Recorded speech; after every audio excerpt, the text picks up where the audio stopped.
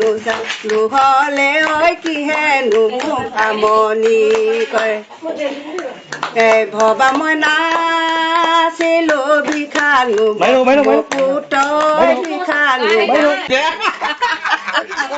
ভাবিলে হ'ব। ভোগালী বিহুলৈ মাত্ৰ 2টা দিন বাকী। ভোগৰ উৎসৱ ভোগালী বিহুৰ বাবে পিঠা পনা বনোৱাত ব্যস্ত জীয়ৰী বোৱাৰী। বিহু বিহু লগা পৰিৱেশে বিৰাজ কৰিছে ৰাজ্যৰ প্ৰত্যেকটো চুবুৰী। অসমীয়াৰ মন মগজুত এতিয়া ভোগালীক আদৰাৰ হেঁপাহ।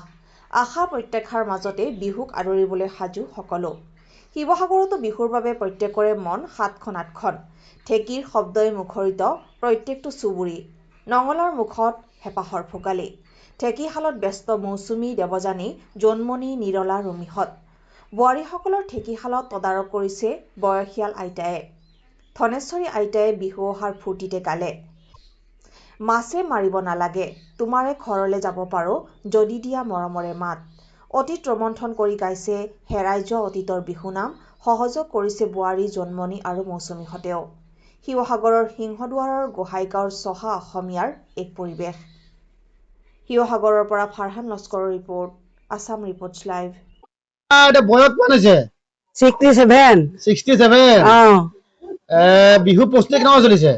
বিহুনো মই কি কৰিম আৰু এইবোৰে দিয়া যিহে মোৰ মতে মই নিজে কৰিব নোৱাৰো। বোৱাৰীহঁতক সহায় কৰিছেহি? সহায়নো মই কিটো কৰিম আৰু এতিয়া মোক সহায় কৰে।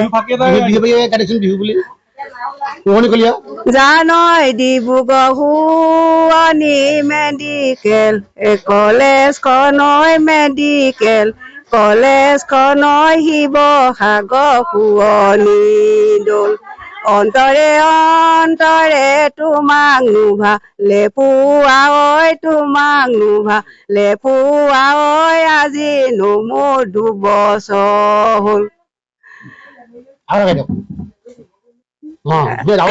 নৈ কাষৰীয়া মাটি নোটা কৰিয়া ঐ মাটি নোটা কৰিয়া ঐ বেঙেনা ঐ ঢপলা পাত নিনিলে নিনিবা নিন্দানো নকৰিবা ঐ নিন্দানো নকৰিবা ঐ সমাজত ঐ নিদিবা লাজ। বিহু প্ৰস্তুতি কেনেকুৱা চলিছে? বিহু প্ৰস্তুতি ভাল চলিছে। ভাল চলিছে। কি কি বনাইছে? এইবোৰ ঘিলা পিঠা বনাইছো, তিলৰ লাৰু বনাইছো আৰু তিল পিঠা আৰু মিঠৈ বনাব লাগিব গধূলিতে। সেইখিনিয়ে বনাও। এতিয়া দেখিছো যে সিংহদুৱাৰত এখন জীয়া ছবি অসমীয়া জীৱনৰ ঢেঁকীশাল আছে, পিঠাগুৰি বনাই আছে, এইবোৰ নাইকিয়া হৈ গৈছে, কি কব?